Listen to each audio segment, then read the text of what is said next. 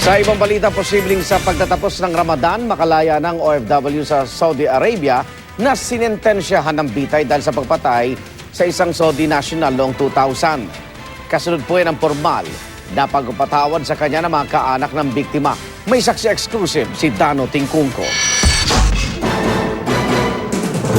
Pebrero pa lang handa nang sumalubong sa kanyang pagbabalik bansa ang mga kaanak ni Rodelio Dondon Lanusa. 13 taon ding nakulong si Lanusa sa Saudi Arabia matapos masentensyahan ng kamatayan noong taon 2000 nang mapatay ang isang Saudi national na nagtangka umanong magsamantala sa kanya.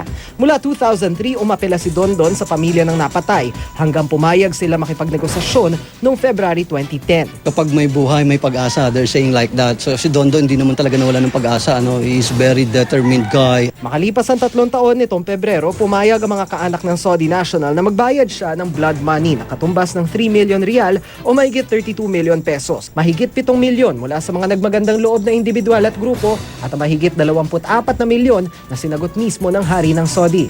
Naibigay man nitong Mayo ang blood money, wala itong saysay kung hindi makukuha ang kapatawaran mula mismo sa mga kaanak ng Saudi national.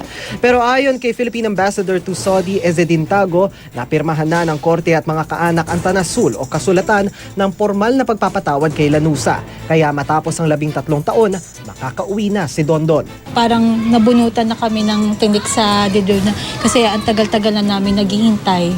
Kung minsan hindi ako makapagsalita dahil sa galak na lang. Kaya ako napasasalamat sa Panginoon at siya makauwi na. Pero ma'am, hindi biro yung 13 taon. Ay, siyempre, kami nga kung minsan pagka nagkikita-kita kami ng mga kapatid niya, iyakan na lang . Oras daw na matanggap ng Emir ng Saudi at sa Ministry of Interior ng Saudi ang kasulatan, inaasahang sa pagtatapos ng Ramadan sa Agosto makalalaya si Dondon. Pero ngayon pa lang, marami na raw plano di lang ang pamilya, kundi pati na rin si Dondon. Ang una niyang gagawin, tulungan ng mga OFWs na yung mga nangangailangan ng tulong na OFWs. Yun yung isa, parang balik bayad sa ginawa na pagtulong din sa kanya.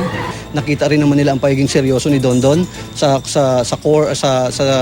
jail, naging mabuti siyang prison guy at ginawa niya yung dapat niyang gawin. Ako si Dano Tingkungko, inyong saksi.